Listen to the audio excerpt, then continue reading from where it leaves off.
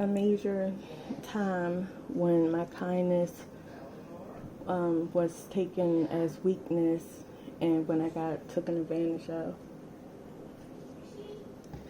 Yeah, my kindness, well, yeah, basically I got taken advantage of for being too kind. Yeah, so one of the major and very significant and important one was when I gave my son's father a ride home in April, okay, I want to say April 23rd of 2017. It was April, I'm sorry, not April, October. It was October of 2017. So this particular day, I'm going to say, how can I say this? This particular day, yeah, this was in October, and in May, I filed for custody for my son Melvin, and he was 2 years old at the time, and he's autistic. And so, so basically, this was his third day at Kennedy Krieger. This is in October. His third day at Kennedy Krieger. He had 3 days to go to get evaluated. Kennedy Krieger Institute in Baltimore. So, why I felt got to tell you the street name on Green Spring Avenue. So yeah, the Kennedy Krieger there after one downtown. So anyways, I filed for custody in May. So, and then that was like, and one of the only reasons, if not the only reason, why I filed for custody is because I got a text from his dad, because his dad was like, I'm filing for it. And I was like, where in the world that come from? Like, that's out the blue. Like, so then I'm like, I don't think people should be playing with that word, or filing for custody or threatening somebody with custody. So I'm like, is he for real? So I'm, asking myself, is this dude for real? Like, okay, this is like, what's going on? So a couple of days went past, and I'm like, you know what? I don't know. This dude acted funny. Let me go ahead and file, because I ain't with the BS. No. So anyways, I filed in May. So anyways, during that time from May until October, me and his dad was like not on good terms how we used to be. Like, we used to just be, I don't know, cordial with each other, like cool, like no beef, like, whatever. But somehow something happened and he just flipped. But so during that time, me and him, we was like getting into like text messages, arguments, about the visits, and like, because it was how can I say, it was not required, but it was recommended at one of our meetings for our son. And then the teachers at the infant and toddler program, and and even at Kennedy Krieger, there was like, if you can keep them in a daycare, in a learning environment, or 5 days straight instead of him missing a day here and there, whatever, just keep them in school straight, or at a learning environment around kids, 5 days throughout the week. So during that time or whatever, I was like, yeah, I'm all for that, or whatever, keeping him in 5 days a week, at the daycare. He was going to Dickeyville Learning Center at the time. And then tutors, what's her name, Miss Brandy, she would go up to the daycare center and, for his sessions and stuff like that. And so, they were like, just like him, being around other kids and stuff like that. However, me and his dad was on a schedule, and on Wednesdays, every Wednesday, and Thursdays too? Let me see. Tuesday, that happened on Tuesday. Yeah, so basically every Wednesday he would be not there. He wouldn't be there. So that's kind of a schedule for him not being there every Wednesday. But then closer to October or whatnot his dad was like, well, I'm gonna just keep him out on Thursday too. And I'm just like, what? Like, like, nah, you know. And then he was saying, well, if it's my weekend, you know, that Friday, Saturday, Sunday, and I have him on Wednesday, I'm gonna just keep him on Thursday. And I'm like, Thursday is my days. Like, no. He's like, I just keep him on Thursday because I have him on Friday, Saturday, Sunday. So me, I'm not with the drama. I'm like, you know what? Fine. I did agree to it, you know, in the beginning. Like, okay, I disagree with it, but to keep the peace, I'm like, okay, fine. But I'm like, everybody, professionals is recommended 5 days a week. But I don't want no problem, you know. I don't want no drama, you know, whatever. So, anyways, let me see. Okay, let me get back to October.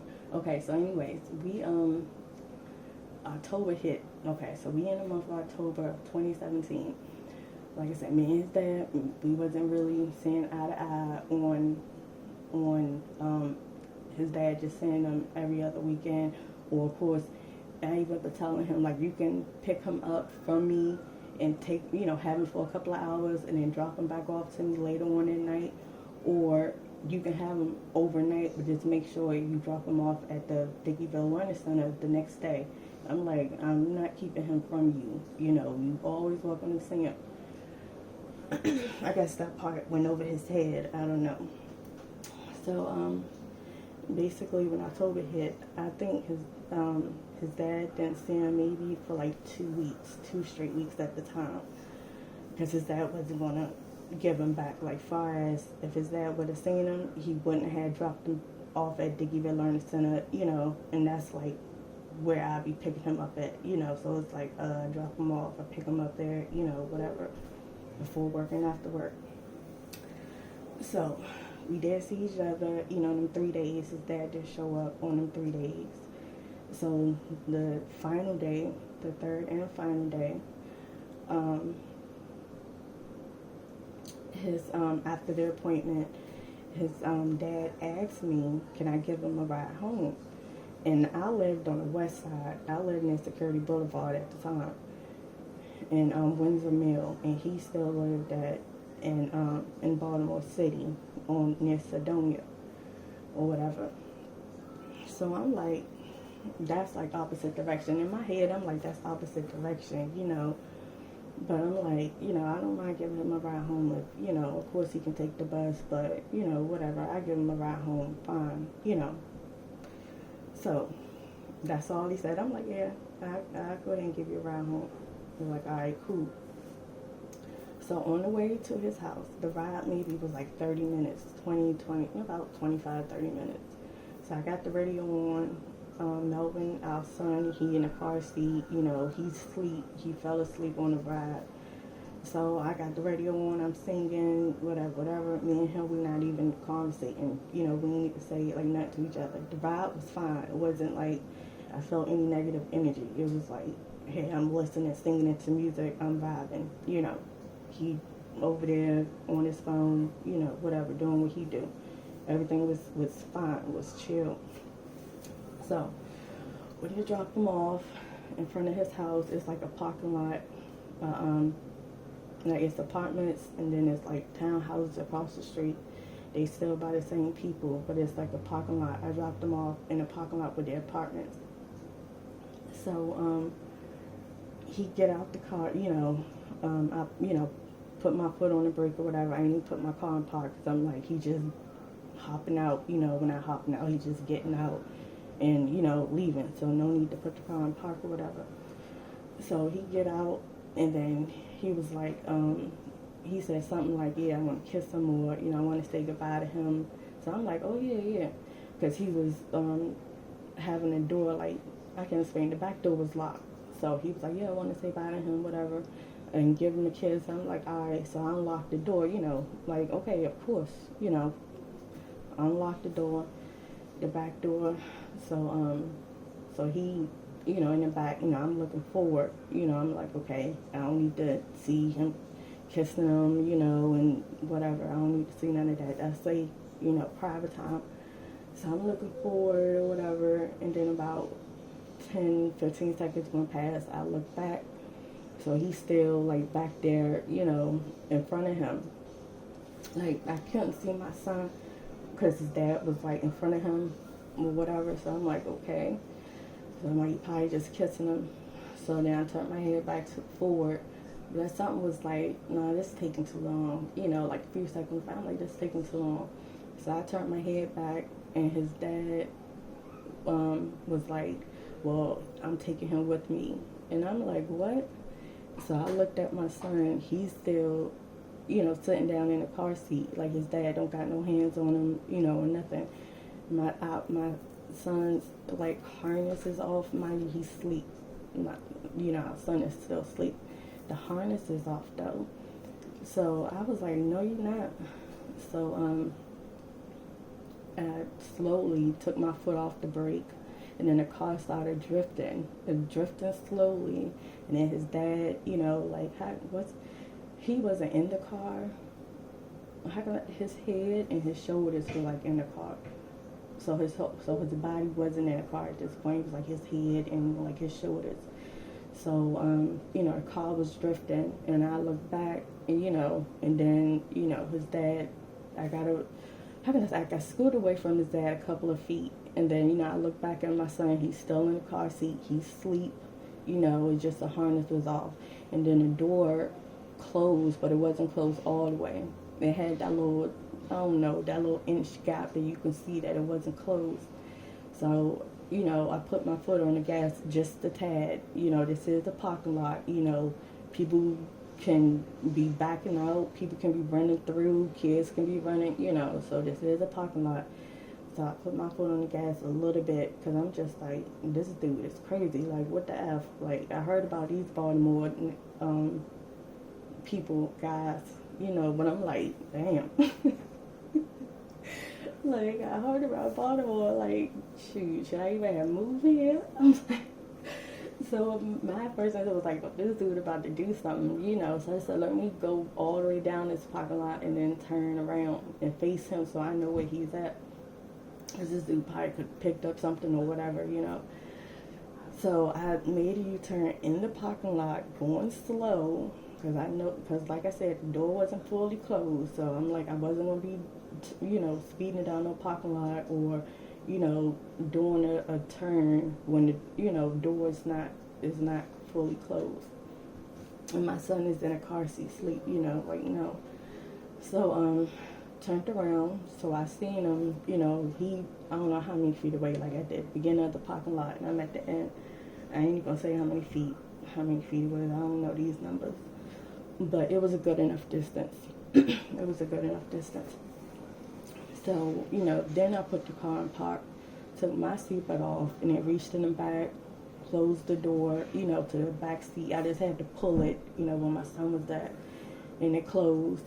And then I looked back to see where he was at, and then, he's still standing up or whatever. He's saying something, like, I ain't even understand what he was saying. I just know he was yelling. So I'm like, oh my goodness, this dude about to do something, Like I said, I didn't hear what he was saying. He was just saying something, yelling so I could hear whatever he was saying. But I didn't understand it, So, and then I put my son's, harness on or whatever. And then I turned around, put my seatbelt on, and then I, drove regular speed, how you drive in the parking lot, how you supposed to be driving in the parking lot, a safe speed. And then I just rode past him, and he was saying something like, when I got close to him and driving past him, I think he was saying, why are you going to do that? Or something like, why are you going to do that? So I just, continued to drive off. Like, I ain't stop, I ain't yell at him, I ain't say F you, I ain't say, you crazy man. I ain't say none of that. I was like, is there nothing to say? Like, what can I say? Like, so, yeah. So basically, me and my son, we made it home safe. He was fully took care. He was still asleep when I took him inside the house. He actually stayed asleep, actually, like the whole time we got in the house. So I was like, oh, okay.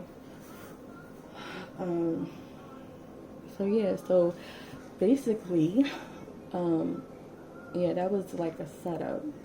That was a setup because the next day, or what I got, the next day or 2 days later, I got a a protective order put against me by his dad, saying that I cannot have contact with him or our son, until we go to court in 2 weeks. So basically, his dad lied on me to get a protective order. His dad, and when the police showed up at my house that night to take my son, my 2-year-old autistic son from me, you know, and they showed me that paper, I'm reading it, I'm like, what? He said I was speeding. He said, the door was wide open, and then not only that, he put a second-degree charge out on me, saying that my car door bumped his arm. So I had to go to trial for second-degree assault, or go to court for second-degree assault, because he said the car door bumped his arm. Like, okay, really? I'm your son's mother. Like, the car door bumped your arm. Second-degree assault. Like, I could have went to jail. I could have.